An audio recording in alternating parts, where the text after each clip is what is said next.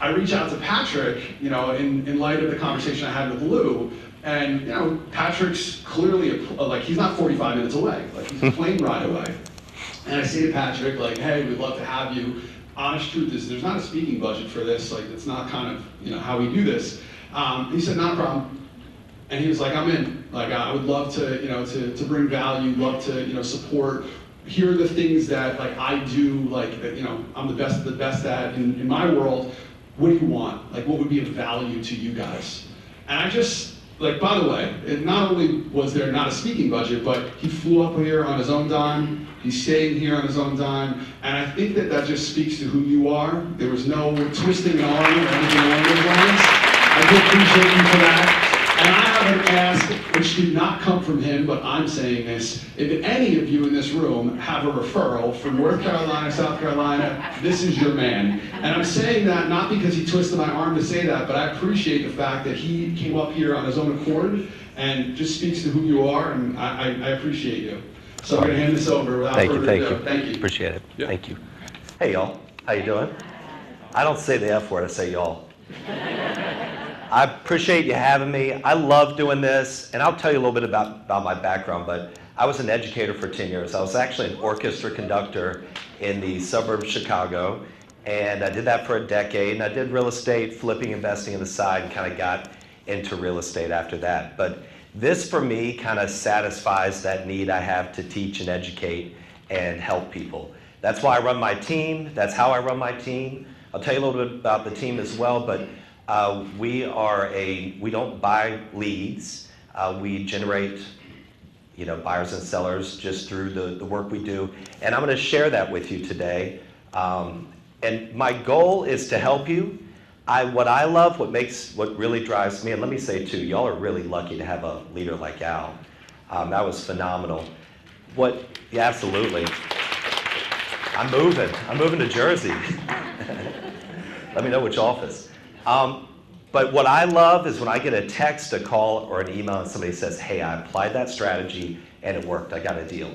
So that's my goal here today. And I never want to come across as somebody who knows everything or thinks I've got it figured out. I don't. I'm constantly changing. I'm a little obsessed with that. I want to get better every day. I want to learn. I want to change. So a lot of what I'm going to share with you is stolen, ripped off. Everybody know Tom Ferry? I coach with Patrick Ferry, his brother. And so Patrick Ferry, if you know Tom and Mike, his dad, Patrick and Mike and Tom's dad, Patrick's a really good mix between the two. I always say, if you want to get yelled at by your dad, listen to Mike Ferry. If you want, a softer, cooler approach, listen to Tom, and Patrick's right in the middle. So a lot of this I'm going to share that I've developed with him and other agents, across the country. I do this, at least once a month, sometimes 2 or 3 times, and I've got a resource for you. This QR code will lead to a website I created for you with all these strategies, prompts, examples, and feel free to rip it off and duplicate that.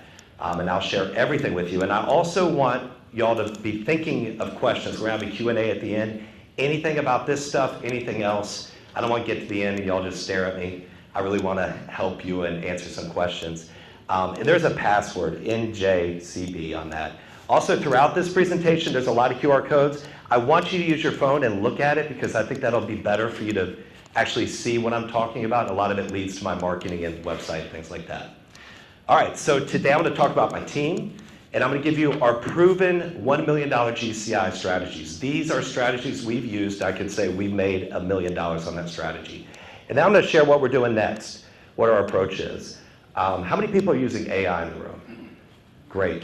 Wow, that's really good because I don't get that every time. How many of you feel like you are on top of AI, killing it, excited about it? Good. Okay, that's good.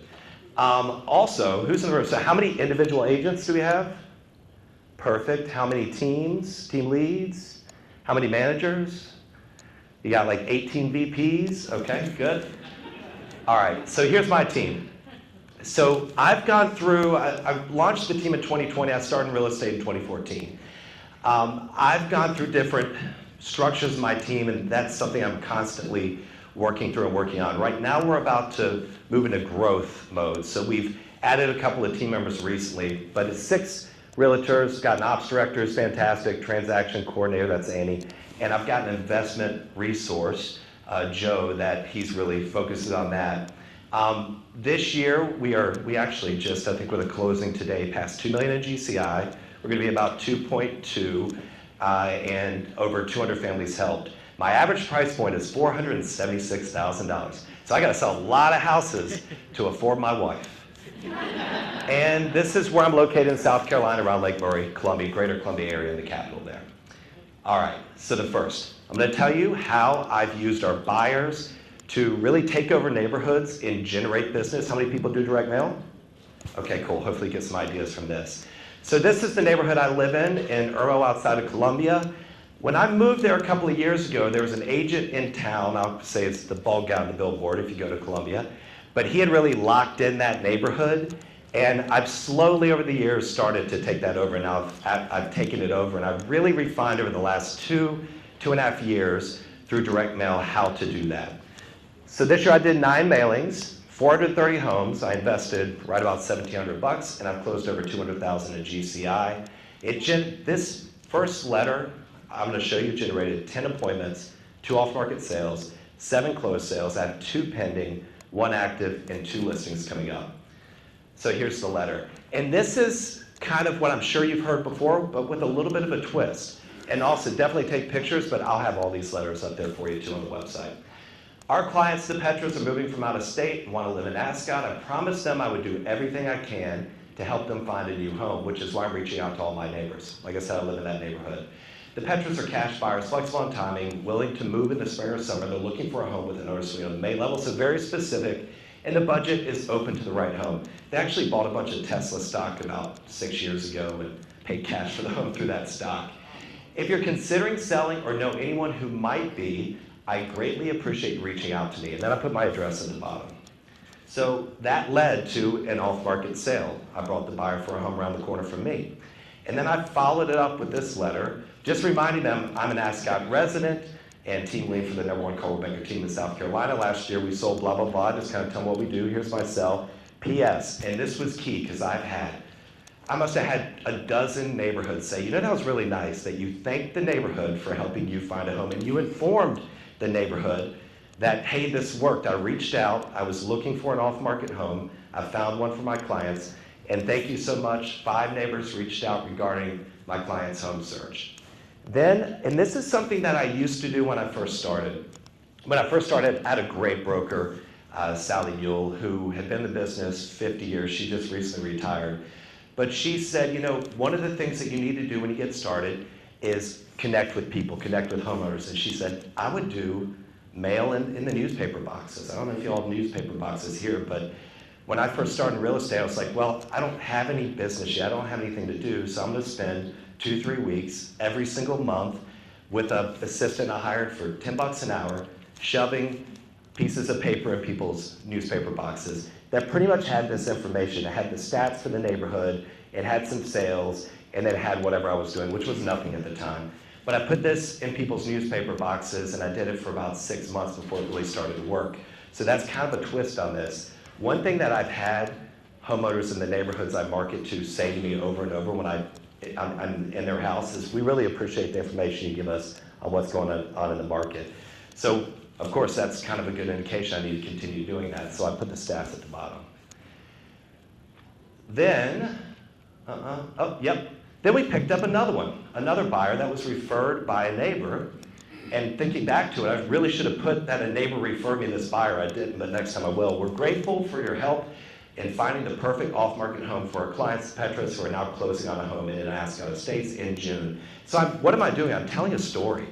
I'm really making it real and telling a story, because how many people, agents in your homes, have gotten a buyer letter? I have a buyer and it's complete BS.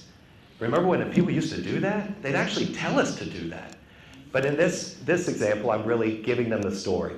Now we're working with another wonderful couple, Kristen and Kenny. We're hoping to call Ascot home. They've already toured everything on the market, blah, blah, blah. This is what they're looking for. If you know someone considering selling, led to a couple more appointments. They bought the home behind me. Yeah, it definitely worked. Everybody like that? Is this good stuff? Okay. All right.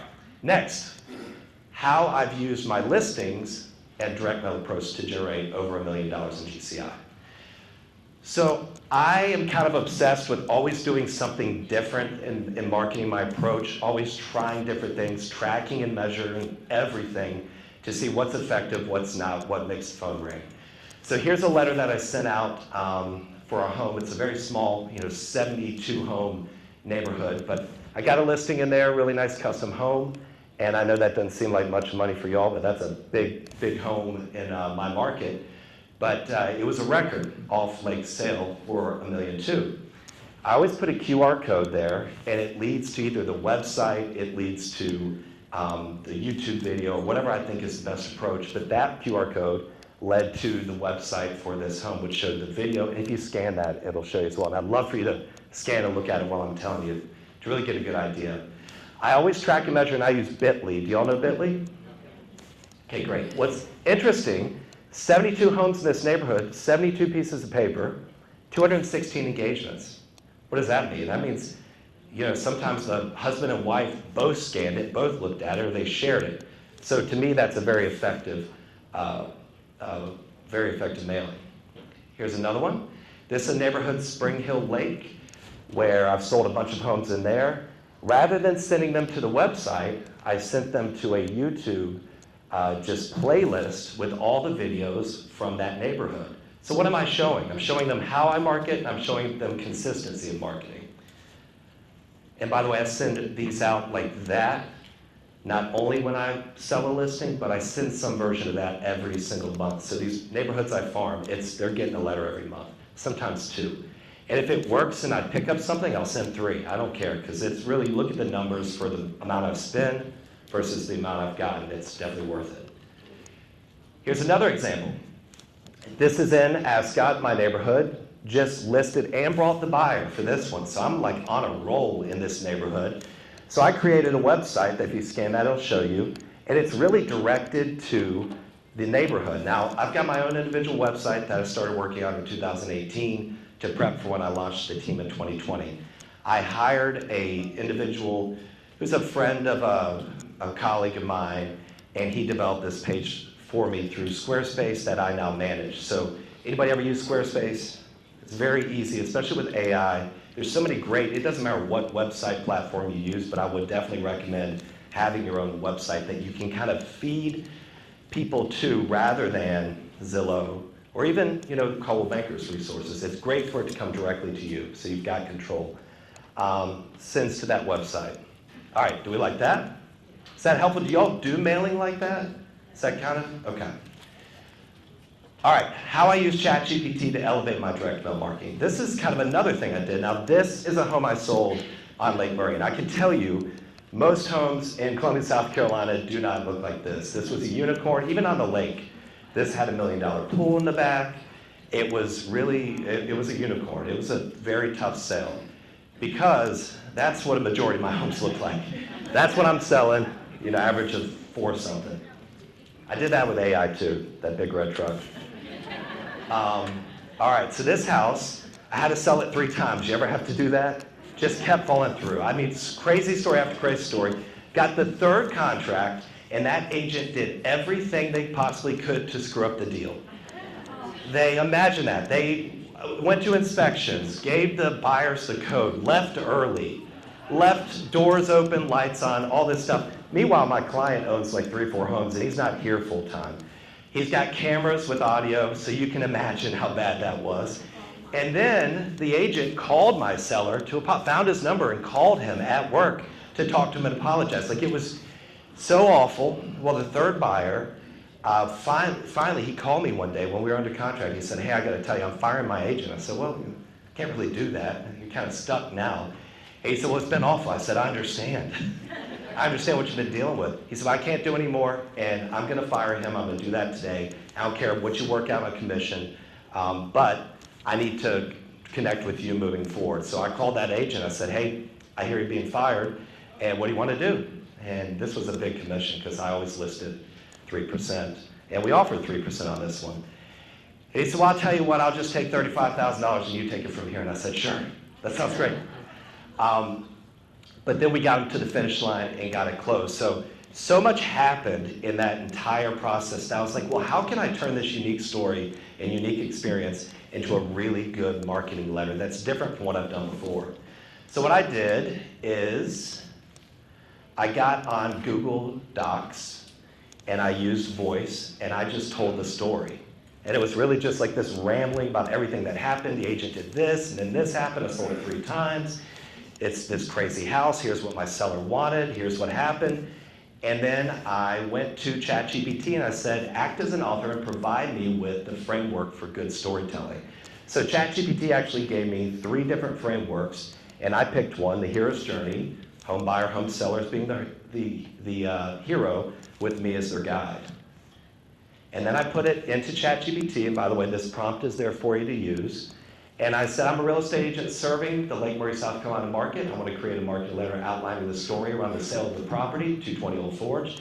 I want to tell a story of a complex and difficult real estate transaction using one of the best story frameworks for good storytelling, the hero's journey, with me as the guide.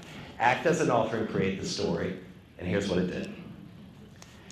It really, and this, I always send all my marketing stuff to my parents too, just to make them proud of me.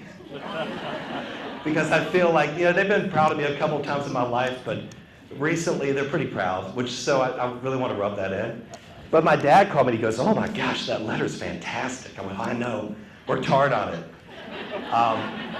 But that'll be posted so you can read it, and that leads to, that's a good one. So I created a records page, if you scan that code, which will really just show, here's the records we've set, here's what we've done. It's really, I want to show, I do all this marketing to generate more, and that page has been very, very successful for us. All right, the results, so it generated 4 listing appointments on the lake. I've still got 1 active listing, I need to sell that one. And I've got 2 upcoming, one's a $3 million and one's a 2.5. But it really attracted and spoke to those high-end sellers on the lake. Multiple calls and texts, emails, posted to social media, got 20,000 views. So another idea for you. All right, who makes 3% on every buyer transaction? Wow, okay, this is good stuff. Okay, now I know I'm in a different market, different price point. Your 3% is way different than my 3%.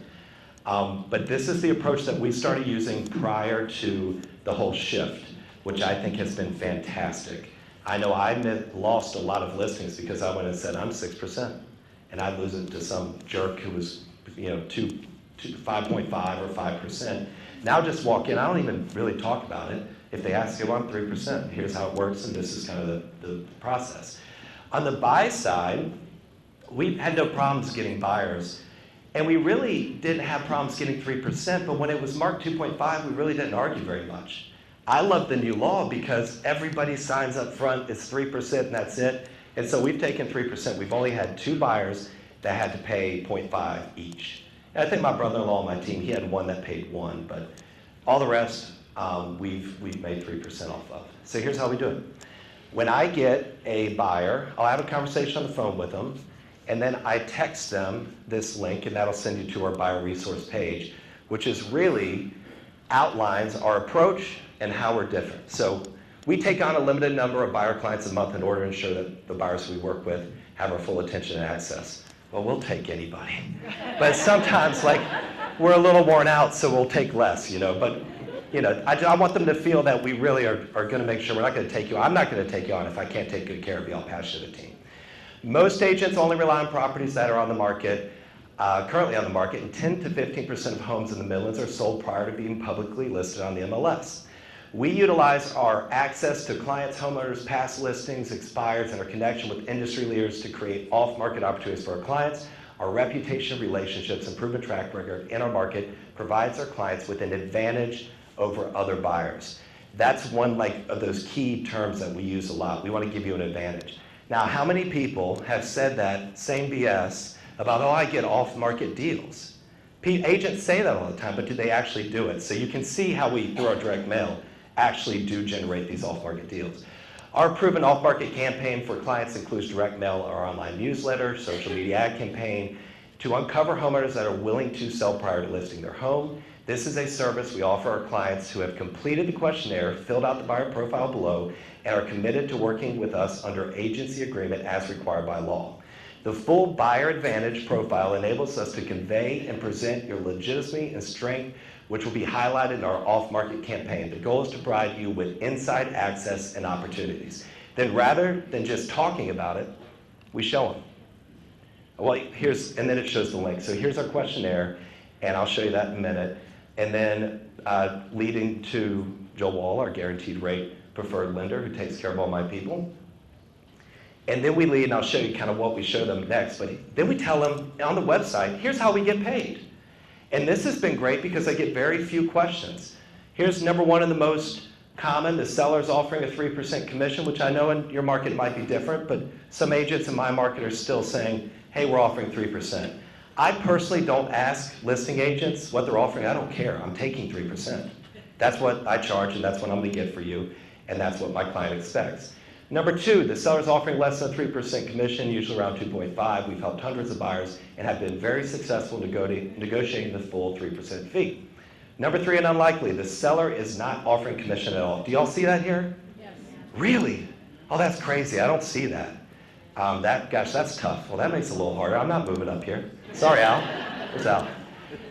But number three, we're pretty much saying that the scenario is unlikely because it puts the seller at a huge disadvantage. And if you decide to purchase a home that's being offered without brokerage commission and we can't negotiate it, it's going to be due from you. So we're being very transparent on that. Haven't seen it happen yet. A few things to remember. Many hire us because we've asked. We are skilled negotiators and have a proven track record of successfully crafting, presenting, negotiating offer terms.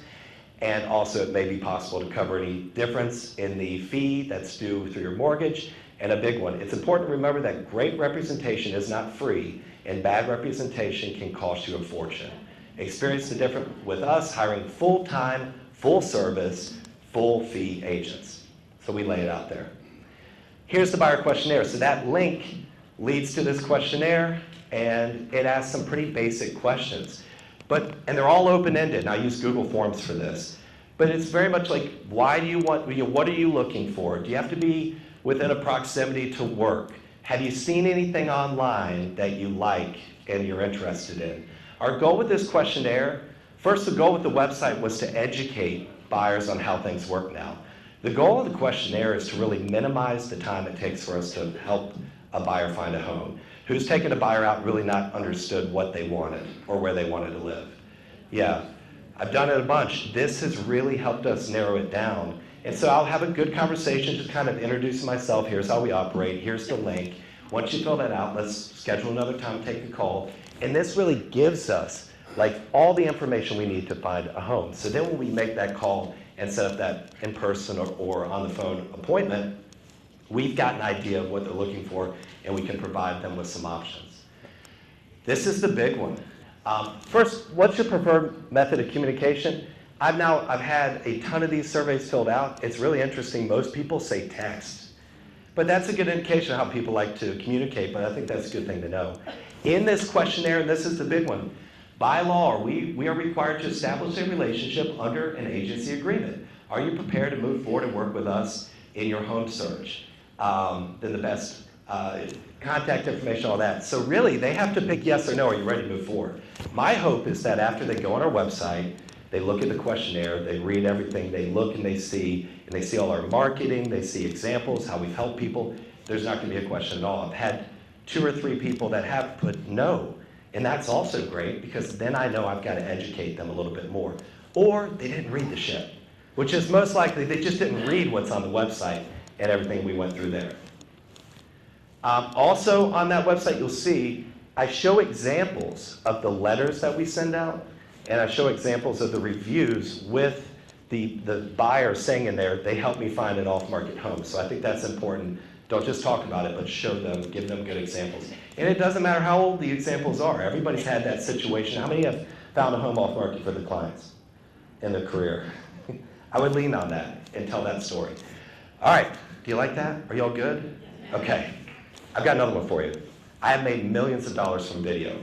I picked up one client that in 1 year, it was a builder client in 2020, we made $1.2 million in GCI selling his $250,000 ship boxes. But it worked, and it came from marketing. Because he called me and he said, I want you to market my new construction like you market resale. So here's how we do it. Video. So I shoot video for my listings. I hope it sells the listing. It's probably not, but I shoot it to generate more business. I shoot it so I can promote it and attract more listings. I don't know how y'all feel about video, and I've gone a couple of different ways on this. When I started out, because I'm a creative person, I was an orchestra director, I was in music and fine arts. I did all these creative videos with a dog and my kids playing hide and seek. Do y'all know Tim Smith in Newport Beach, California? I think of myself as the redneck, low-budget Tim Smith. He's doing videos, $20, $30, $40, $100,000 videos. I'm spending a couple hundred doing my best with my dog. But I did that for a while. It takes a lot of time and energy. So then I shifted to beautiful, just presentations of property. And that's what I've kind of become known for. I also did a lot of videos where up front of the video I would stand, "Hi, I'm Patrick O'Connor, the #1 Coldwell Banker Realtor in the Carolinas, and this is..." Now, why did I do that? Because I wanted people to associate my name with being #1 in Coldwell Banker. Then I just did the beautiful, we call it, my coach says, "Oh, that's some nice real estate porn, but could you please get in front of the video for me?" I've done it that way, and now kind of I do a mix. I'm not a fan of videos that make me sick. The spinning and the house popping and catching on fire and this, that, the snow, it's dark, it's night, I'm dizzy, I'm sick, I don't like it. So I don't do a whole lot of that. I tell my videographer, you get one twist, one fast move. The rest, keep it slow. That's kind of how I do it. I also focus on through social media, and I get a lot of business, mainly off Facebook. And I think I focus on Facebook because the people who are selling at the price point that I want to sell in are typically on Facebook. I also get a good amount from Instagram as well. But I'm driving through bit.ly links them to the website, to these examples that you saw through the direct mail. Create individual property pages on my website. I add the video to YouTube. Did you know you can add your videos to CB Desk so it shows up? Okay, good. A lot of agents don't know that, but I'll show you that. And I'll tell you about my boosting strategy. So this link will go to a property I'm selling right now outside of Columbia to show you kind of what the website looks like, but they all are kind of the same format. We've got video, we've got the description, and the pictures. Also a lot of contact links on there as well. I love being able to do this because I always expand on the description on my website. Another little trick, and you're recording this, but I'll deny I do it, is my listings are hidden on the website and go live 1 to 2 days before they go live on MLS. You'd have a hard time finding it, but I do that because online, I want to be the first source for my listing. Not MLS, not Zillow, not Coldwell Banker. This has helped over the last year we've been doing this, make us rank higher when people are searching for homes. There's, kind of a description. This is a really cool, lodge. So if you have any rich people that are looking for a lodge outside of Columbia, got that one for sale. And then we, of course, got the contact information. I then post this video to YouTube, and I'm going to tell you my YouTube strategy because that's like the next way we're going to make our $1 million. And I take that link, and then I load it on CB admin on the listings. So you pretty much take it, you go down here to the media classification, and you can add your video. That really, really helps with video views on YouTube as well. This is just to show you how effective Facebook. Now, when I started on Facebook, realtors, when I started end of 2014, nobody was doing video in Columbia, South Carolina in 2014. Were they doing it here? Now, I had moved from Chicago where they did all that stuff, and I went to redneck Columbia, South Carolina. I was like, oh my God, no agents are shooting video. So I was like, I'm gonna shoot video. And it was tough, and people talked a lot of trash because I was like, hi, I'm Patrick O'Connor. It was just but I didn't know what I was doing, but I was just gonna do it. And I didn't care what anybody said, and I was gonna do it over and over and over and over. Now in our market, across the country, of course, everybody's doing video. But when I launched my business page, it's hard to get people to follow your business page because nobody cares. And it's so buried in alerts. You really have to have a strategy of inviting and trying to get your friends over your business page. But I got lucky and early on, got a few thousand. You don't have to have big numbers, and I'm going to talk about that a little bit later with YouTube to make a lot of money. In the last 30 days with my approach, I've had 58,000 views, just some engagement details, and I get a lot off of Facebook. So I post a couple of different ways. The first is I try to grab them with price. I used to put a lot of information in kind of the heading, but now it's all about what's above the fold. So I want something to grab their attention, and I want to link more details. I don't give a whole lot of information on Facebook. I want to send them to my website. Here's another example where this is a unique property. We don't have a lot like this on the river, but I wanted them to know what it was. The price is pretty good for what it is. Here's a link. And it's very consistent. Marketed by Patrick, team lead for the #1 call breaking team in South Carolina. Straight to my website, my number. Here's another one. So when I list it, I post the video, I post the pictures. I don't boost everything, and when I do, it's not much. It's $20 if it's decent, and I'm getting a couple thousand views. If it's really good, I boost the shit out of it. I post it when it's sold, and then also when it closes. So I'm reusing content over and over and over. From the same video, over and over. Because the reality is people might say, oh, I've seen that house before, but you're only going to hit a certain group so many times. And Facebook knows what they're doing presenting content. My goal is to post at least once, if not 2 or 3 times a day. So I recycle a lot. I then go to, what is this? Oh, this is how I boost. You guys select housing. Facebook used to be great because you could do a small radius. So I would post a video of a neighborhood and then do a 1-mile radius around the neighborhood and just blast them with that video, trying to attract more. You keep it pretty wide, but I was a little concerned about this. It's 15 miles outside. It's really kind of widened my approach and my market share. And then I market it for, $20, $25 and more. It sends to the website that has a pop-up. This pop-up has been huge and made me so much money. It's amazing how many people will click the link, go to my Facebook or my website, and then right away sign up, work with us through this link. And I can, through the back end of my website, see how many people do it. My hope is that they come here to my main page and they look at all the listings we've sold. Now I switched this and I put listings sold 24-25 now. So it's got this whole, you click the button, it just goes zoom, because we sell about 200 houses a year. Then you go to the Sell With Us, at Record Home Sales, all the different marketing examples. This is really just an example of how we market. All right, y'all like that? Okay. Our next $1 million strategy. This is what we're doing next through YouTube. Who's using YouTube right now? Okay, cool. My results, 5 buyers closed. I use YouTube as to attract buyers that are relocating to South Carolina, so it's content on what we're selling, focusing on here's what you can get for this amount, and then also content about the area. 1 closed listing, it's not much, but I'll take $89,000. Also have 3 active buyers. YouTube, I say it's my next strategy because I really need to spend more time and dedicate more time on what I'm doing here, but it does work. Goes to my page now. It does not matter how many subscribers you have. I started out at 0, and once you get to 1,000, which is a grind, it really starts to change. And I've been focusing on YouTube now for like 1.5 years, really understanding how it works and what to do. That leads to my YouTube page. If you want to subscribe and follow me and rip me off, that's great. Do that. But here's what I'll show you. This is what's crazy. Not doing it very well yet, just doing kind of the bare minimum. I've had, 500,000 views, 8,000 watch hours, and what I love is in the last 48 hours, 133 people have watched one of my videos. That is just evergreen content. And I'll have people that call me and they go, is this Patrick? I go, I just saw you on YouTube. It's so strange. I was at my favorite little coffee shop in Lexington, and this guy walked in, he goes, oh my God, you're Patrick O'Connor. I said, yeah. He goes, we're moving from Michigan. We're down here to look at homes. I'm like, why didn't you call me? Well, I didn't want to bother you. He's like, what? I did help him though. This is what's crazy. And I'm going to show you this video.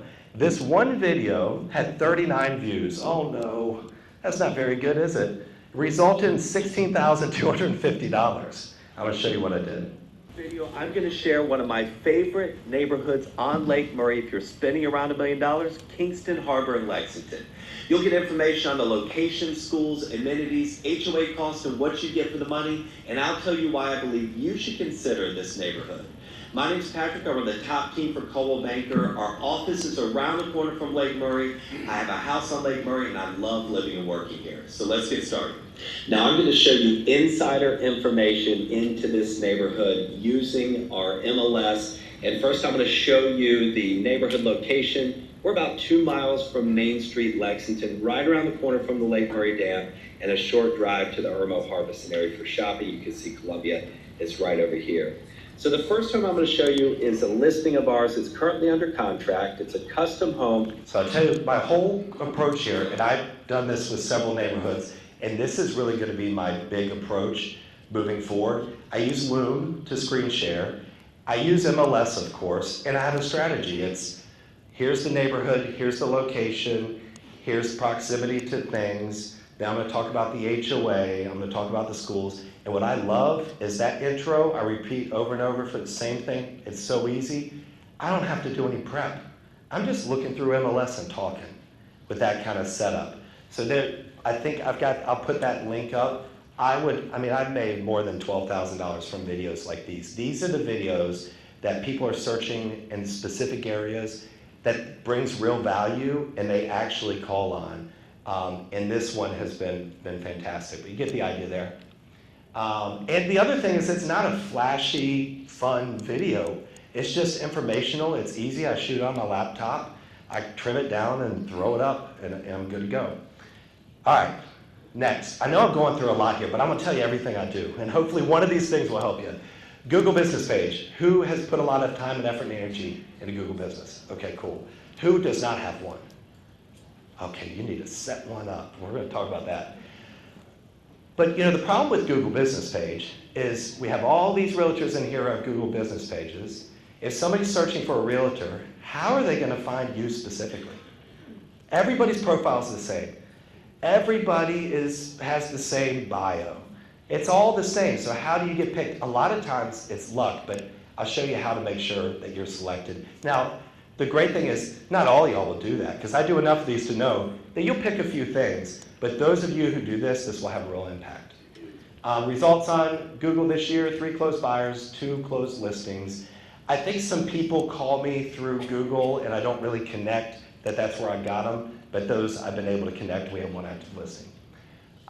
That's my Google page if you want to look at that. So how to stand out, an optimized, updated profile and bio. I want you to look at my bio because it's very specifically written, and I want you to take my bio, put it in ChatGPT, and help create one for yours because it's written so AI can find you. Pictures and video. Every time I get a new listing, I don't want to overwhelm Google or have them think I'm spamming them, but I upload 2 or 3 pictures for every listing. So if you go on my page, you'll see I have tons of photos. I've done videos too, but video is kind of tough on Google, how long it can be and things like that. The updates. Have you seen the update button? Anybody seen that? Okay. That's how you stand out.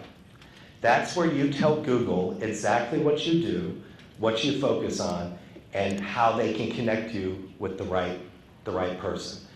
On these updates, you're going to put a couple of things. You're going to put your new listings on there with descriptions.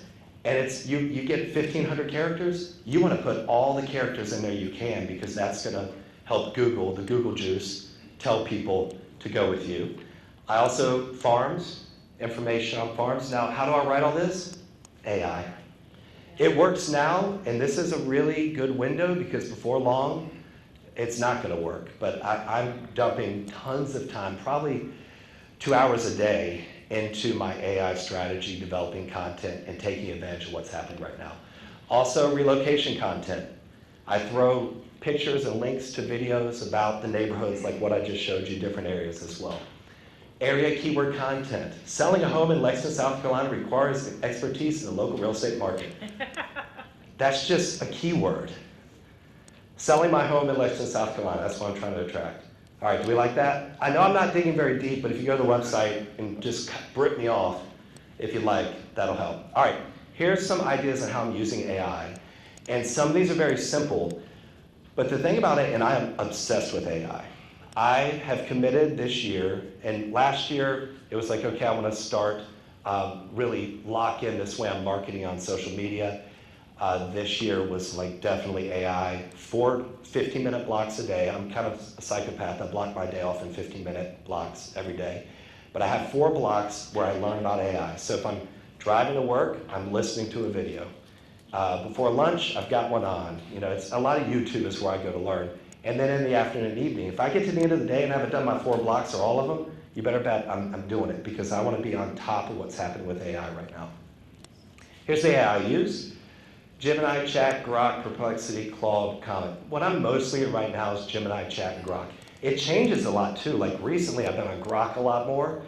Grok is connected to Wikipedia, which really helps drive content and create content, so I'm on that nonstop. Newsletters. Anybody send out newsletters?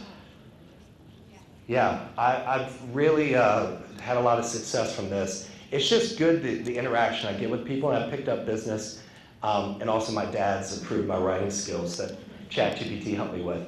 So when this Compass Coldwell Banker merger happened, I was like, ooh, I'm gonna write some content for this. This would be good content to send my newsletter and post on my website. So I opened up Google Doc, did the voice thing on the way to work, and I just talked about what I thought about it. And I talked about how when I started in real estate, I was with a local company, and in the first year, it got bought by Coldwell Banker. Here were my feelings about it. But I don't know if, do y'all know Pauline Bennett? Pauline Bennett is now in the Boston market, but she facilitated that merger, and she is a phenomenal leader and had a huge impact on my business. So I was like, this is a great opportunity inside this newsletter to highlight on that and my experience and how I think this next step is going to be a great thing. It's going to bring great things to the company and great resources for the agent.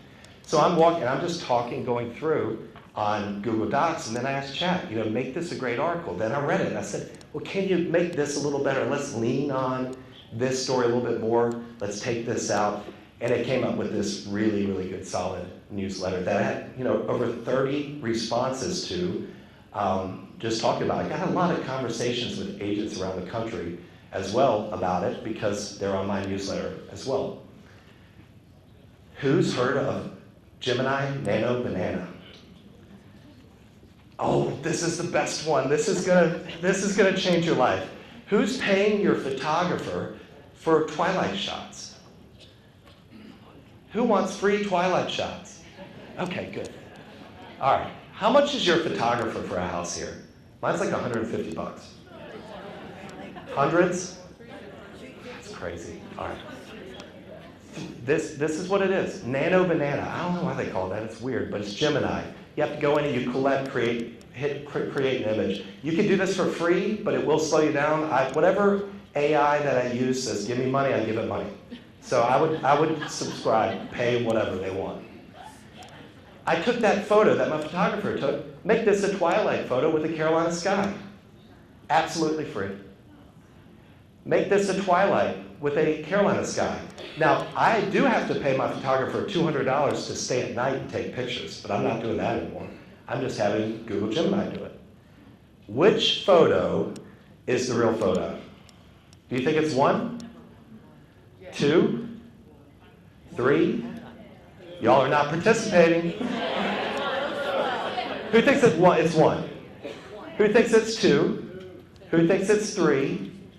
Who thinks it's 4? That's so good, it's a mix, it's 2. That's the real one. With Google Gemini, you can take away all the stuff, then you can add different stuff, and if you get very specific, like, put restoration hardware type furniture in this kitchen, it will do it for you. Now, the one thing it will not do is stage for you and then switch angles and give you a different angle of the same staging. That's coming, and you gotta pay for that because they figured it out, obviously, but it's coming. This will be a lot easier. You can also now take pictures and turn them into videos. Have you all seen that? That's pretty cool. All right, just a couple of other, these are quick fire. I hope I'm getting to the end here, but I just want you to think of AI and go, oh, I should have done that. And that's a lot for me. It's like, this isn't mind-blowing stuff, but why did I not think of that? So here's a couple of those for me. HOA document review. How many of you had a client reach out, hey, does the HOA allow Airbnb? What's the fence requirements for the HOA?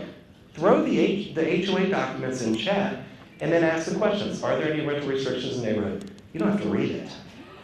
It scans it, finds it, and gives you exactly what it is. In fact, Who's got a book list that they would love to get through?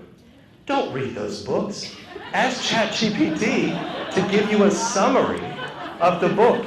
And then if you've been using ChatGPT and it knows who you are and what you're about, which when you really, I live in it all day, it knows me, I'll say, now how can I apply these strategies to my business? Boom, it's amazing. It gave me chills. That's how much I love AI. All right, provide me with an overview of the attached offer and associated documents. I did this on the plane yesterday. And it literally, boom, here it is. Then you copy and paste it in an email. I don't spend any more time, hey, here's an offer, and here's the details. Let me look, let me find it. It does it for you. Here's another one. I love this one. This is great. So he's provided an overview using the attached active, pending, and closed properties in MLS. So I'm just pulling MLS pages, and I'm plugging in here with that prompt, and then it literally gives me the breakdown. I go to listing appointments with paper. So I take the paper in, big stacks of paper, like killing trees, but getting listings, And I throw them down on it, and they think I've done all this work. But, no, didn't do it. This I just figured out recently. I had a listing that I looked at. They bought it in 2019. A lot's happened since then. I figured, they said they did some updates. I didn't know kind of what updates or how much. But I was like, using the attached data for all properties purchased in 2017, 2018 when they bought, and then the properties that were purchased then and have sold now on the lake, helped me determine the price for the subject property that was purchased in 2018 for $485 at 3 different levels. No changes made since purchasing, light renovations, and a full renovation. I gave the full agent pages, the instructions, renovated, remodeled. I had it look through all the MLS documents, figure out which had new roofs, which added pools, which, kitchen renovation, and look for all the keywords. And then it gave me the estimated value. No changes, estimated value, light renovation, full renovation. Have y'all found that lately people are interviewing a bunch of agents? Yeah, I've had a lot of that, especially on the lake. I don't think I've had this much competition in a while, but I walked in and I had these stacks of paper and I had this printed out, all the data showing, here's the 3, what it could possibly be.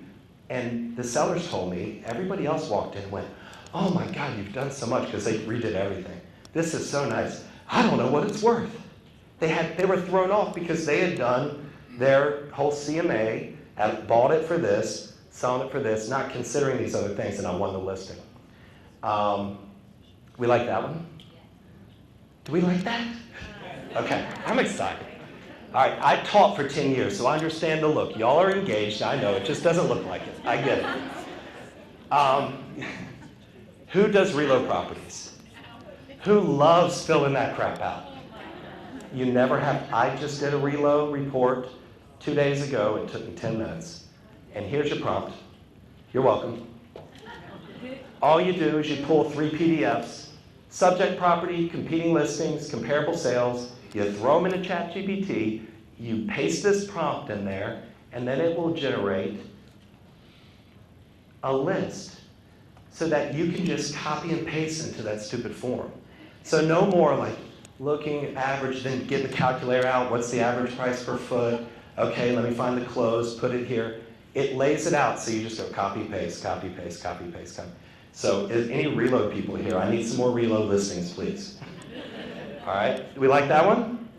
Okay, I told this one to a reload agent in my office, and he hugged me the next day. Because it took him an hour and a half. He was like, dude, it was so good, it was so quick. Okay, my last one, and then I'm gonna open up for Q&A, so think about those questions.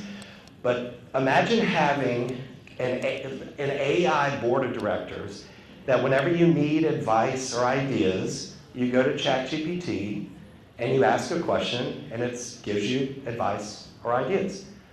So we know who she is, right? So she's on my board. And I said, question for my board of directors, provide ideas on how I can generate more interest in my listings that have been on the market for more than 30 days. Comedy said, activate the listing concierge fully. Does that sound like comedy? It does. Reassess and reframe exposure strategy. Use data and marketing intelligence. Also, here, I'm looking for ways to build my real estate brand in my market, looking at the competition. Can each board member provide details on the 3 things that my competition, agents in the greater Columbia area, Midland, South Carolina market are doing, and then also provide 3 suggestions, action plans for me to tackle to stand out in the real estate market? Mike Ferry, here's some ideas. This is what the competition is doing. It scours the internet to figure out what they're doing. Here's what you can do to compete. Here's another one. Things are not going well and I'm not motivated to work today. My buyers look at 100 homes and haven't purchased anything. My listings are sitting on the market without showings or interest, and I feel like giving up. Can you help? Tom Ferry, here's some action plans. Patrick Ferry, my coach. Gary Vaynerchuk, Mike Ferry. You get the idea, right? So here's how you do that. You go to Grok, and you ask Grok to do deep research for each of the advisors you choose. This takes about 45 minutes for it to think, but you don't have to do anything but tell it to do it. And have it create 50-plus page detailed profiles that captures each advisor's core thesis, decision-making framework, and go-to strategies. It's literally being able to call these people up and say, hey, what should I do? Because it'll watch their videos, read their content, take from their books, and then tell you exactly what they would do. Do we like that?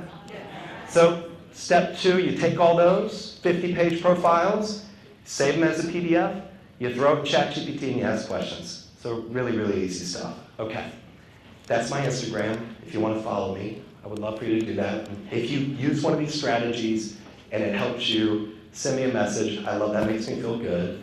If I don't hear from any of you ever again, I'll feel bad about that. I won't like that. And then all the resources are there. After this, I'm going to upload some more stuff, because I kind of do this and talk about based on kind of what I'm getting from the room. So there's a couple of things I want to add on there for you. So next, are there any questions? Any way I can help? Great presentation. Thank you. The question is this: it sounds like you use multiple AI, like you like ChatGPT and Grok, yeah. Grok and Gemini. Those are your top 3? Those are the 3 I would start looking into right now. Once you get really comfortable with those, I would definitely look into Comet's one that is next level. And I'll give you an example of what you can do there is I've got all these email addresses on all these different Excel spreadsheets for different things, buyers, sellers, past. You throw it in Comet, and then you say, I need you to take all these documents and organize it like this on a spreadsheet. And then literally you watch it as and I did this on a Sunday, and for 2 hours it was pulling from Google Docs, all these things, and creating lists. So it's like having an assistant. I used to hire people to gather that and organize that data. But I would say first starting out, Chat, Gemini, and Grok. But how do you decide which one to use for which task? So Gemini, it's connected to the Google ecosystem. So if I'm writing content and I want it to attract people, buyers and sellers on Google, first what I've been doing lately is creating the content in Grok, because it goes deeper. It's deep research, it's attached to Wikipedia, which is huge, this just happened. It's also attached to X, so it grabs real-time information, news, things like that, articles that come out, and then I pull it over to Gemini and tell it, hey, this is who I'm trying to attract. It's crazy, but you kind of treat AI like it's your friend. And it's like, hey, here's this content I created in Grok. Can you please take it and make it so that the keywords will attract people who are looking to sell on Lake Murray, or people who are looking to sell in Columbia, and it does it all for you.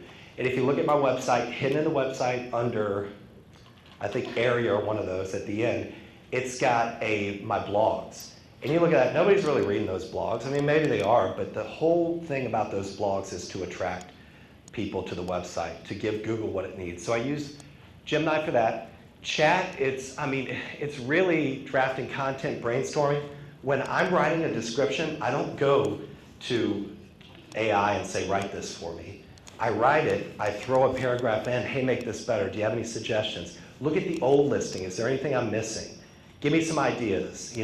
Write this, and I want to really connect with people in this way. And it just helps me work through it. So if you read my stuff, it's really good, but it's not me. It's definitely not me. But I would say those 3 right now, but keep your eye on the other ones too. And it's changing all the time. I'm Kiani, I'm with the Maplewood office. So, and just to bounce off the AI question, Gemini is specifically optimized for Google. So you can get your summary or whatever caption from ChatGPT. ChatGPT is like better, but Gemini is optimized for a Google search. And that includes captions for social media, because if you Google an address, then your Instagram post will actually show up on Google. That's a very new thing. So if you put your caption into Gemini, it optimized for Google. It's awesome. Anyway, just to bounce off. But my question was, I wrote it down, 2 questions. Is a yes or no question. One was, with the mailings, going old school, are those in envelopes? Yes. And then they are, okay, just Yeah, curious. and I put in an envelope, I use a Dymo label writer, which quickly spits out the labels. Get one of those if you're doing direct mail. I have a stamp, and the stamp says O'Connor and then my office address. No Coldwell Banker, none of that. I want them to open it. And if I had time and I had somebody do it, or when AI robots can do this for me, because I will buy one, I want it handwritten. And then my other question Yes. was, do you tend to study or pay attention to what the profile or the type of person that is clicking on and reaching out to for leads? So do you know, like, sometimes Google will tell you, oh, this is someone living in a certain region, this is their age group, whatever. So I'm just curious, like, and also when you post videos or when you develop your content, do you have certain audiences in mind, and how do you optimize that aspect of it? So I'm big on the data and tracking and measuring and adjusting and changing if I need. So whenever we get a new client, I ask a lot of questions, and then I convey that to my operations director, who organizes it in our spreadsheet, our production log. So it can say, you know, Susie on the lake called from a referral, or she saw this video or this letter. And then I've got a marketing spreadsheet where every letter I send out is all organized. I know exactly the letter I sent last December to Ascot or Saluda River Club. So then I can go, okay, that letter, and AI's helped me a lot with this, that letter produced this listing in this area, here was the message, this situation, which situation and what letter should I use for this? And I just sit in AI and let it analyze the data, the information we've collected, and then target, because I'll send out, I'd say I've got 20 variations of letters, and I do, it's very tactical. And I also know which ones don't work. I sent out about 10,000 letters last January that I thought, this is golden, and it didn't work. So never do it again. My question is, when you did that cool little MLS video, and you had your picture on it as well, what app did you use to collaborate and put those two together? Was it Instagram? Or I use Canva. I don't remember exactly which one, but I create my letters in Canva. I love Canva. Now AI is attached to it as well. The video. Oh, Loom. Yes, screen share with Loom. So I'm just using my Mac. LOOM. Yeah. I don't know, $20 a month. And it's so easy to use. You just click a little button and then screen share and talk. And I'll even mess up or ramble or get off on a tangent and go, well, let me get back to this. It doesn't matter. I've spent very little time. You know, it's probably 15 minutes shooting and then 15 minutes editing, and you got the video. We got one back here. Hello. Hey, What is the site that you use for yourself? Squarespace. Squarespace. So is there any lead capture in there, or is it just for your content? Yeah, so all the contact pages, the pop-ups, it goes to a form. You fill that out, it goes straight to my email, and I get a text alert. And that I get, I'd say at least one a day, if not 2 or 3. And I do get some spam and bots and things like that, but we just picked up a buyer my team's showing around the lake this weekend. She just found me on Google, clicked contact me at like 1 in the morning, and I was like, this is probably a bot. I stick it in an email, and I always put the information at the very bottom of the email. At the top in the subject line, I learned this through a business coach, I put Patrick O'Connor, Coldwell Banker, and my phone number, my cell, right in the subject line. It's amazing how, like, if you don't have your phone number in your subject line or in your emails, put your phone number. There's so many agents email me stuff, I'm like, how do I find them? And I'm looking at Zillow, but I put it right up top, and it's amazing, like, some people won't even open the message, they'll just call me right away. And then I put, hey, thanks for reaching out, how can I help? Real simple, no pressure, and then try to get them on the phone. Right in the subject line. Right in the subject, That's Patrick very O'Connor, smart. Coldwell Banker. Very smart. Got one up here. Patrick, this is a quick question. Do you feel that letters work better than postcards? Great question. I used to send a ton of postcards, and I feel like they stopped working around COVID, and I don't know why. And I've tried different things, but the letters, there's just something about them. But I know for me, like, I don't do things that I wouldn't want done to me. Like, I'm never knocking a door. I'm never cold calling, ever, especially now, right? People getting hit big fines. But I prefer, and sometimes I'll get a letter that looks, and I open it, and I'm throw it away. All I want them to do is open that letter and see my face and associate with Coldwell Banker. And then when you send it, like I do, once or twice a month, eventually they're going to read the damn thing. So I think the process of opening and looking at it, I just think postcards are, some people have a lot of success, and I think it's in the messaging. I've seen some really good, I was just at the summit, Tom Ferry Summit, and there were some really good examples of postcards that are working, but the letters, I mean, that's 18% of my business last year, hundreds of thousands of dollars, and we've taken over neighborhoods with letters. My name is Jafrania. I work in the Maplewood office, and great presentation, by the way. What's your strategy behind doing your mailers and making sure you don't send the same exact message to people who you've already known? So a lot of it is repetitive, and I think that's okay. I've sent, like Spring Hill Lake is one that I'll just update. Here's the next one we sold. Here's our details. Look at our website. So I keep it very simple and repetitive. I do the same thing with my video marketing, and I think simple and repetitive grabs attention better than different all the time. I want to evolve, and I want to give them, I want to evolve for me in my marketing, but a lot of it is the same. Give you a good example, when I do videos, I have like 3 songs I put behind my videos. One's a luxury sound, the second is like, you know, maybe a little bit under that, and then I've got kind of my lower end, you know, shitbox music that's more like upbeat and fun. But for luxury, it's like this piano you'll see on my website, and that's on every single video. Why? Because I've had people tell me, oh my God, I'm on social media and I hear that piano music and I know it's one of your listings. It's marketing. I've had people stop me and like, hey, can you change that song up? I'm like, not now, screw that up. It's just branding, so I keep it consistent. And one last question, what systems or CRMs would you recommend for folks to use? I'm actually a new agent, so Perfect. I'm curious to know. So I loved Contactually before Compass took it away, but now I'm hoping we get it back because I just loved it. They're all good. The big thing is just using it. So when that happened and Compass took Contactually, I tried a couple, and I know we had In Touch, we've had a couple. For me, I talked to my coach about this. He said, look, a lot of the CRMs is to hold you accountable and to cue you when to connect with people. I don't need that personally. Some people need that, I don't need it.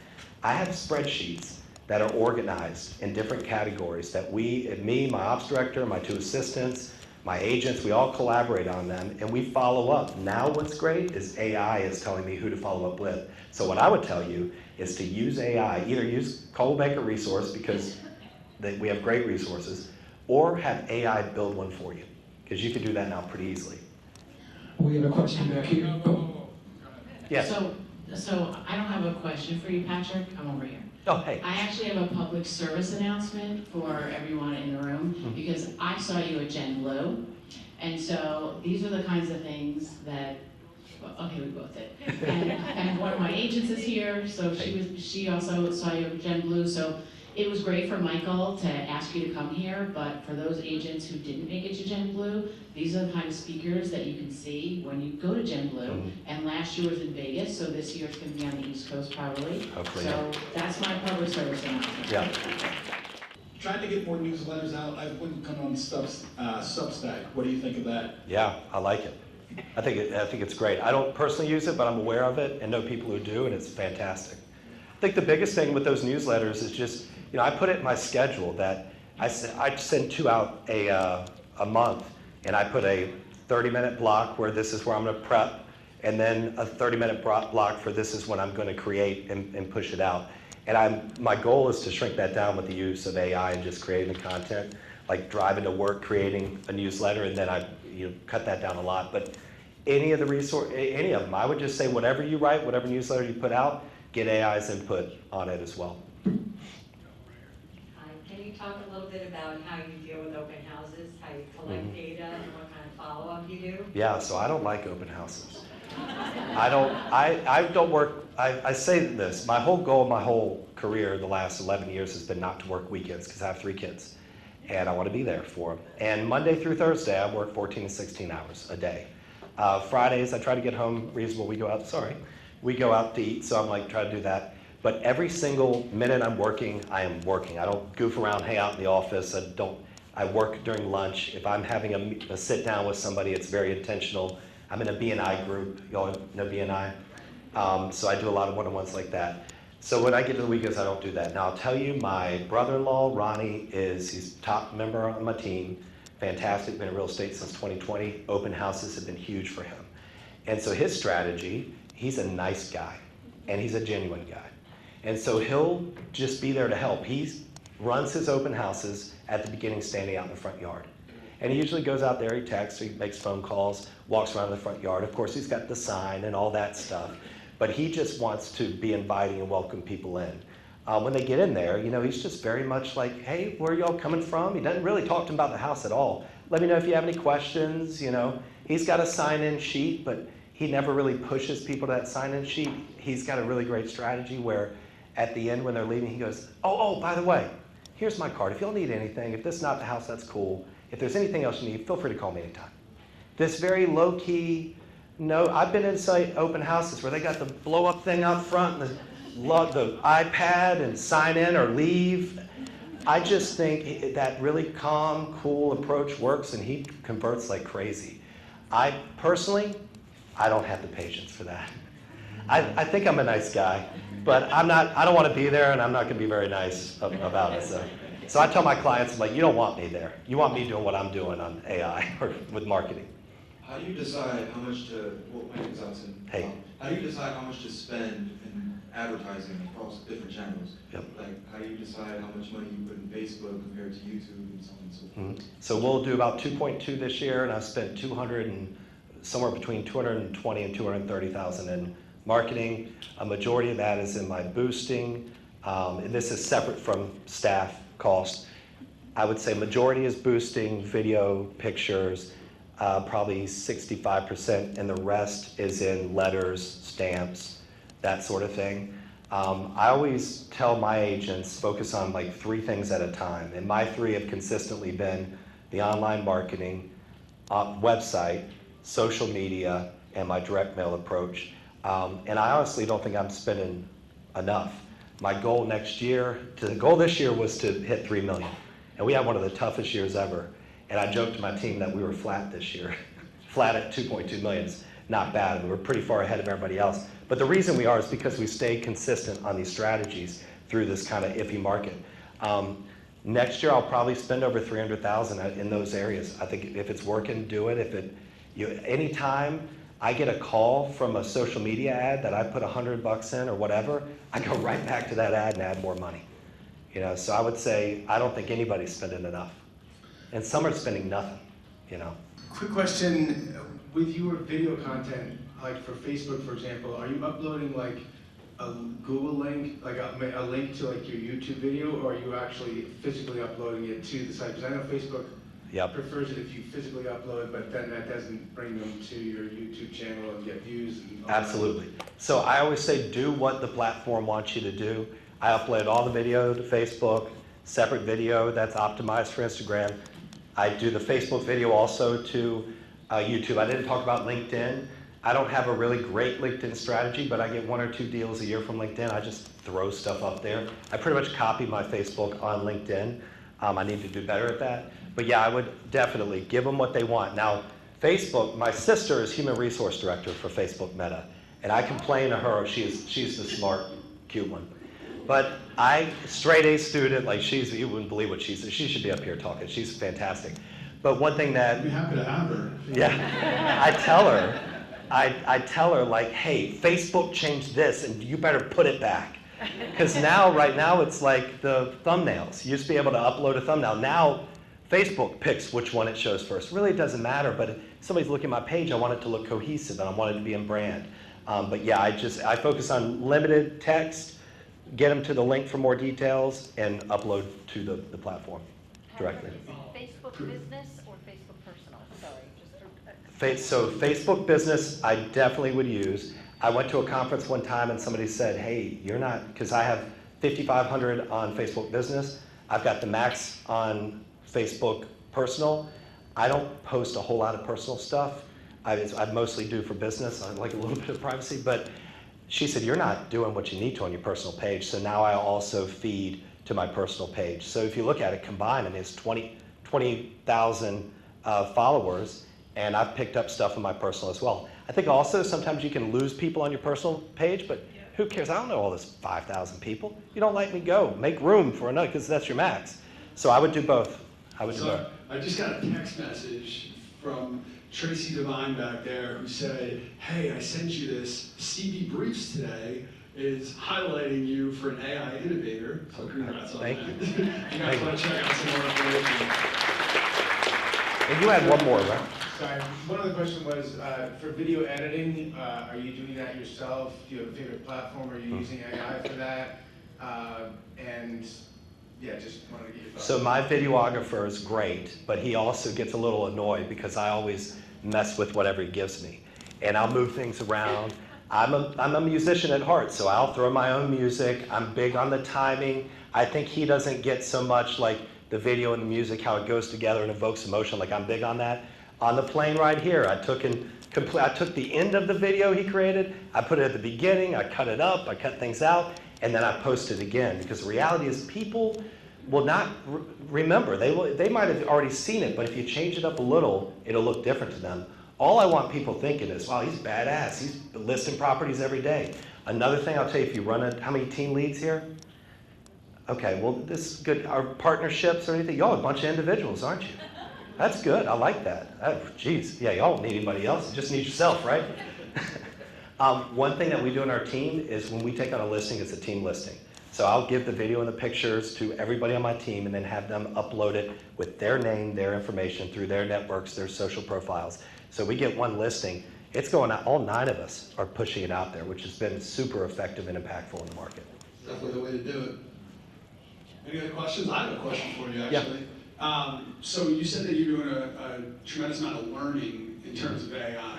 What are I know you said YouTube, are there specific go-to sources that you feel like are credible and worth listening to? Yeah, so I lean on, if you go to Patrick Ferry's YouTube page, that's my coach, and then you go, one of his saved playlists is his AI stuff. What I go to that first because he's working with agents. He has like 80 agents across the country, so he's picking up best practices. And then videos, somebody will say, hey, I'll tell my coach, I watched this video, you gotta check it out. And then if he thinks it's good, he'll throw it up on there. So I'll watch a lot of those. There's this Wes McDowell.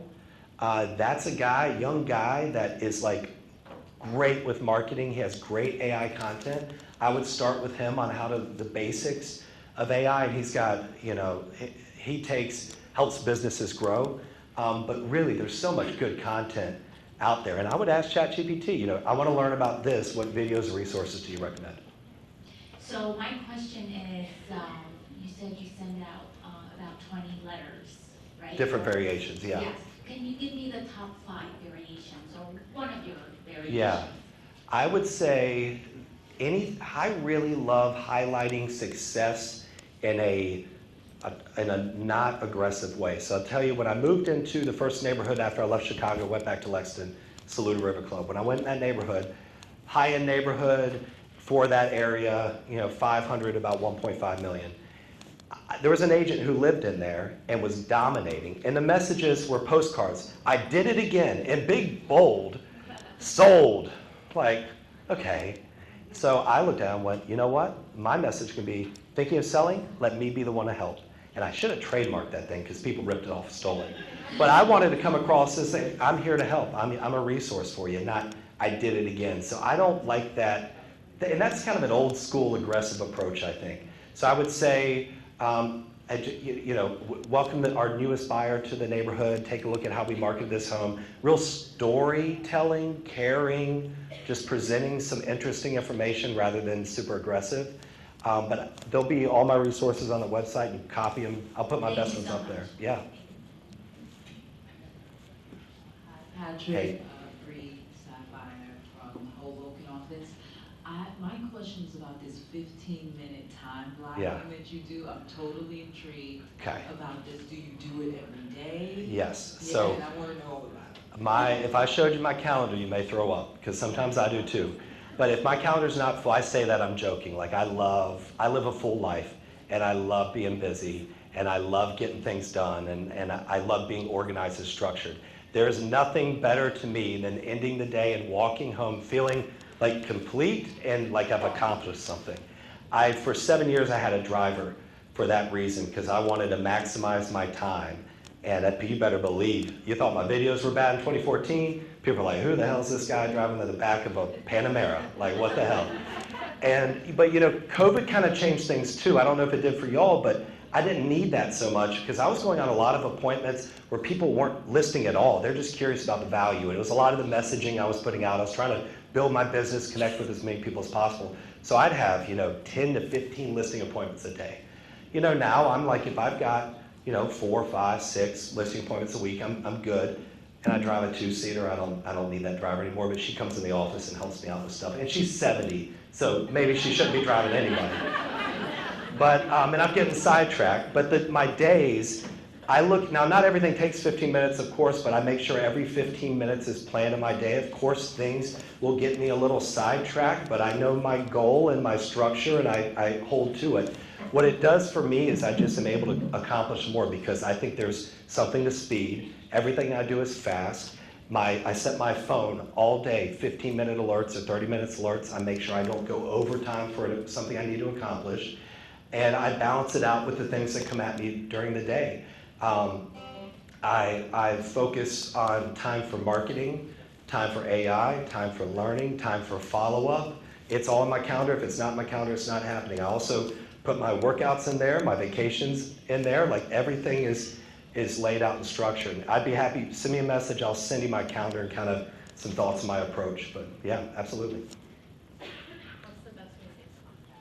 So my Instagram, that's up there. DM me, or my info on the website. Email me. Like, I'd love to help. Anything you're working on you want me to look at, or bounce ideas. Like, I love that kind of stuff. Don't feel like. Sorry, I just pulled it, but I will send everybody your Instagram. Okay. Don't feel like you're bothering me either. I tell my team that, because every time they call, especially the new ones, I don't want to bother you. Stop saying that. You're not bothering me. I want to help you. So, absolutely. Yes. Oh, that's a good one. Do I do anything for Thanksgiving? I'll give you my thoughts on closing gifts, and you're not going to think I'm a nice guy now, but all the work I do, they should buy me something, right? Like, what industry I don't get my car fixed. I paid Mercedes $1,500. I didn't get an apple. Like, I got nothing. I got coffee. Like, so I don't really believe in everybody gets a gift. If I have somebody who's great or done something nice for me or refer me to a friend, I do it later. I want to surprise them. I'm not handing them a cutting, no, nothing gets you cutting boards. A cutting board at closing. I'm sending them, hey, thanks so much for sending that referral. It was such a pleasure to work with you. I partnered with my favorite little coffee shop restaurant in Lexington, and she created some it's got branded with me and her, and I'll be like, it's lunch or breakfast on me for you and your family. And so they come in, they hand her that, and she bills me later. Stuff like that. Some people, I'd find out they love wine, and if they're a great person, the day of, after, I'll drop by a bottle of wine, or just a kind of a follow-up. But if people, I'm lucky I work with a lot of good people, but a lot of people just aren't great. And I don't do things for them. I don't feel obligated to do things for them. That's how I feel every single time somebody calls me while I'm on stage here. Yeah. Like, you're clearly not reading any of my stuff. So. Yeah. Like, go away. Any other questions? Listen, we got them? I'll post this I slide. promise I'll send it. Yeah, No question. absolutely. Guys, you're awesome. No, thank you all so much. Y'all are great. Thank you. Thank you. If you ever decide to come back up to Jersey, we have another slot for you. Awesome. I think y'all kill me, but thank you. Thank you so much. I appreciate Thank you. you. I'll put it over here.